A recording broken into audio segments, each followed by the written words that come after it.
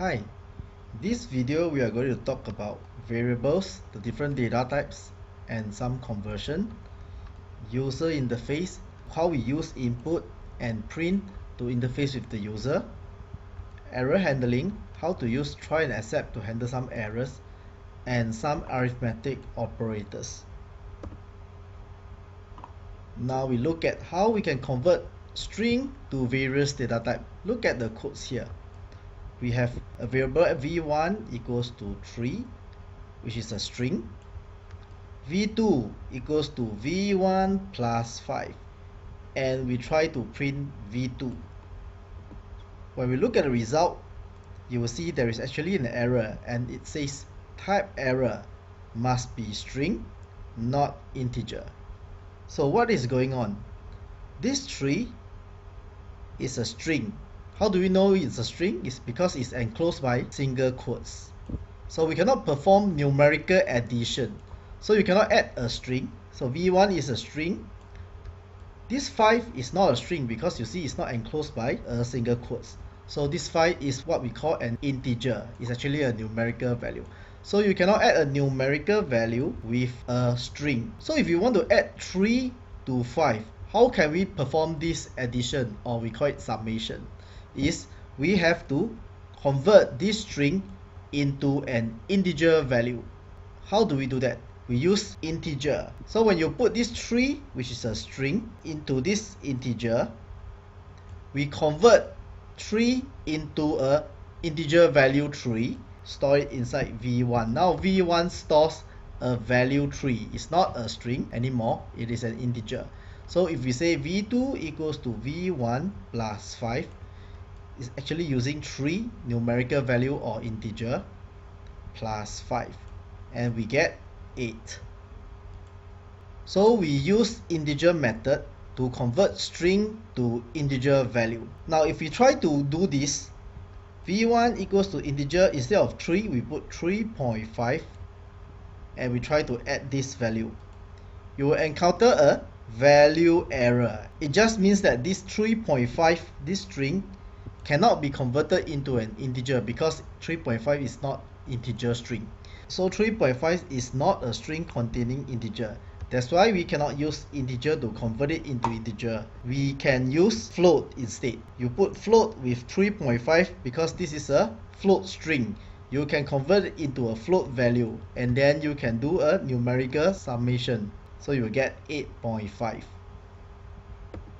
In this example, we use float to convert string to a decimal value.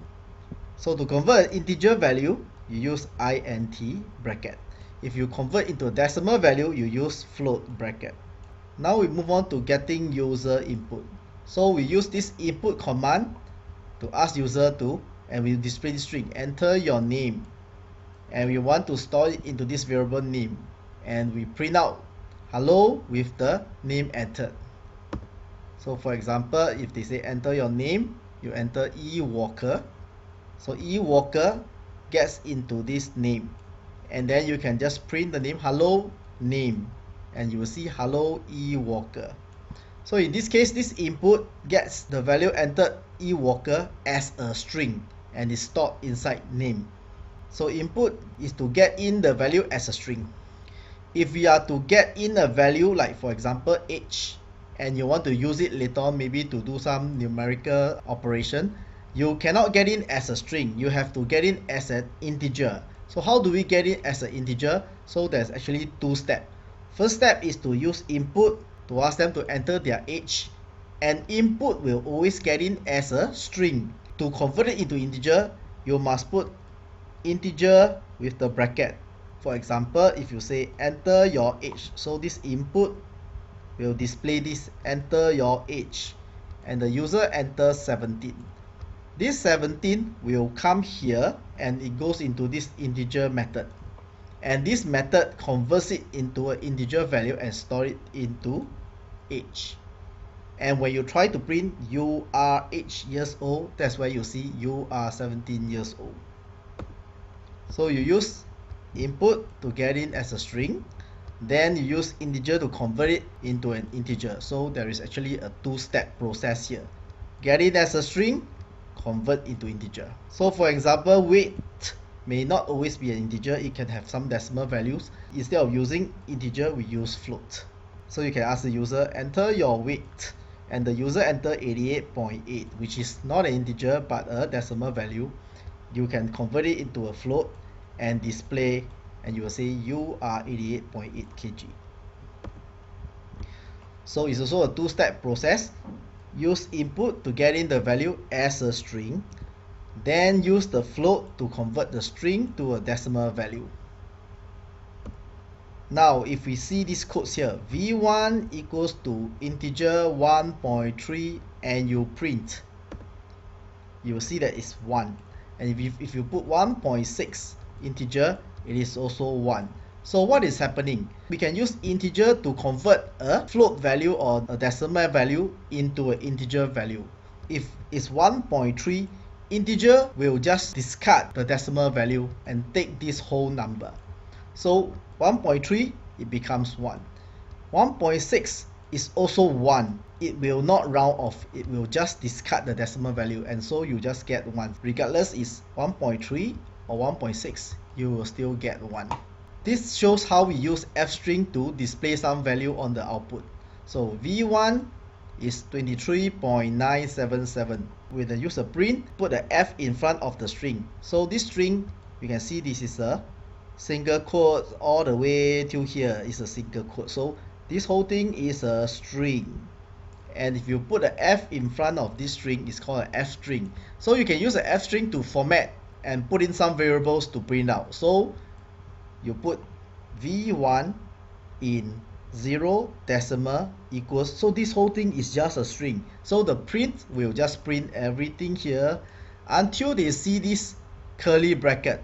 Okay, so if you have a curly bracket, it means that you want to print some variables. Okay, so in here, you put the variable name inside this curly bracket, which is v1.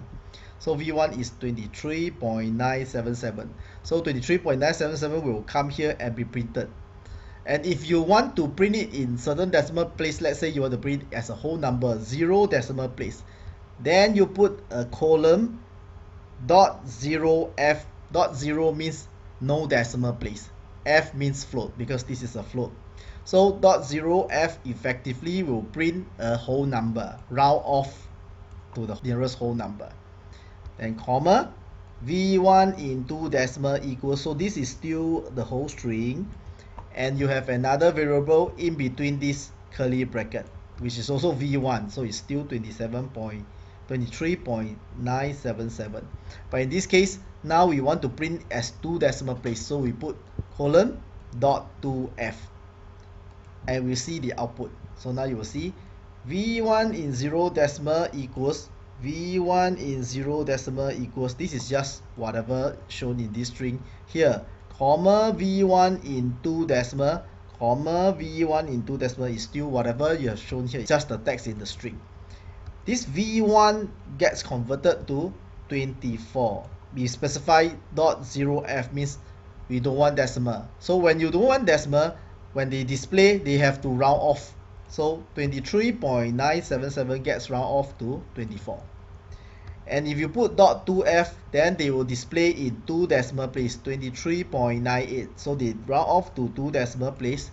This round off to 0 decimal place. So effectively it's showing the whole number. So if it's the v2, this is another same example using v2 with a different value. So if we use a value of 99, we will see that v2 in 0 decimal place is still 99. And if we put .2f, there is no decimal, they will still display the 2 decimal and say v2 in 2 decimal is 99.00. This shows you how you can use fstring to print values of a variable, and you can specify the number of decimal places. Now we move on to checking for valid input. So for example, use input, ask them to enter an integer. So the user can enter any integer or any text here, and you store it in this variable called IP. Then we try to convert this into an integer value and store it into VAL. Then we print VAL is a valid integer. So let's say if this thing is printed enter an integer, and the user, instead of entering a valid integer, the user enter an invalid integer like A5. So when you put A5 here, it is okay, it goes into IP, and this variable stores the string A5. But when you try to convert A5 string into an integer, that's where you get into the error. They will tell you it's a value error exception. Value error means it's non-numeric input, and it will cause a runtime error, and this runtime error in this case is called value error. It's one type of runtime error, and we want to handle this error. So this is telling us is happening at this statement, a value equals to integer. So this is the statement that actually triggers this error. So the compiler will tell you what is the where is the error. We can handle this error using something called try except command. Okay, so you put try and except with the type of runtime error that you want to handle. You wanted to be safe that if there is any runtime error occurring in any of the statement, you do not want to show this error, you want to handle it, you can put them inside a try except. So that's what we do. Okay, so when we ask them to enter an integer, we know this is not going to get us into any problem, because whatever text enter, we can just save it into this variable IP. But when we do an integer bracket IP, we are trying to convert this string into an integer. This statement may cause some problem if the text enter is not a valid integer. So in order to handle this error, we put it inside this try. So we put a try with this statement. If there is no error, it will move on to print this value is a valid integer. See the comments here, alright? No runtime error means this is a valid integer. But if they try to convert this integer and they are unable to convert because it's invalid integer string, then it will move on to this exception. So if there is a value error, they will just come and print this out, and then we can just tell them, hey, this value enter is not an integer. So we put the statement to convert the integer into the try. If we can convert it, it will run all the commands. So you'll run here, and you will jump out of the try except. But if there is error, it will stop running and go to the except and run through here, the statement here. So if there's value error exception, it will not crash. It will come here and run through this statement. Then it will come out from the try catch. So if you ask the user to enter an integer, if the user enter -99, which is a valid integer, then they will print -99 is a valid integer, because 99, when they come here, they can convert it into -99 and store into value. So there's no error, there's no exception. Then they will move on here and print -99 is a valid integer. If you ask the user to enter and the user enter an invalid integer string like A5, so if the user enter A5 and you try to convert it into integer, you will hit into an error, a runtime error. And once it hit into this runtime error, it will not proceed to print this statement, but it will come to the except and check is it a value error. If it is a value error, it will move on to execute this statement. And this is where you see here IP, which is A5 entered by the user, and with this statement, error, this is not an integer value. Error, this is not an integer value. So this shows how we can use a try except to handle some invalid inputs. This slide is showing you how we can define a string that's actually more than one line. So for multi-line string, instead of single quotes, you can use triple quotes. Okay, so you open triple quotes, put in all your text you want, and end with a triple quotes. So this is a long string, multi-line string, and you can print out this multi-line string. So this is just an example of showing what is a multi-line string. We move on to talk about this basic operator. A star means a multiplier, star and double star. So plus and minus is very straightforward, so we did not explain, so we just move on to explain on star and double star. So look at these codes here. V1 equals to 4 multiplied by 2, and when we print, you'll see is 8. If you put V1 equals to 4 multiply 2, you find out that the value is actually 16. So double star means what? Double star means to the power of So effectively this is 4 to the power of 2. Now we move on to talk about division. So this is a division. This is known as a floor division, and this is called modulo, or we call it remainder. Okay, what's the difference between these three? So we look at these three examples. V1 equals to 9 divided by 2, and we print out the result. The other example is V1 equals to 9 /2, and we print out the result. And we have another one, V1 equals to 9% 2, and we print out the result. And you see for the first result is 4.5. So 9 divided by 2 gives you 4.5. This is very straightforward. It's just a normal division. 9 /2 gives you value 4. So what is this doing? We call it a floor division. You divide the value, 9 divided by 2, you get 4.5, and you just get the whole number. So you throw away the decimal, get the whole number. Percent 2 is finding remainder, so we use this to illustrate. So you put 9% 2, basically you take 9, divide by 2. So you put 4 here, multiply by 2, 8, minus 8. The remainder is 1. So basically, if you get 9 divided by 2, the floor division, you divide and you get the integer value. If you use remainder, you divide and you get the remainder. Okay, so basically you get the quotient if you use a double slash, you get the remainder if you use percent. That's the end of today's video. I hope it helps you in understanding the various different topics. If this video helps you, please help to like this video. Thank you.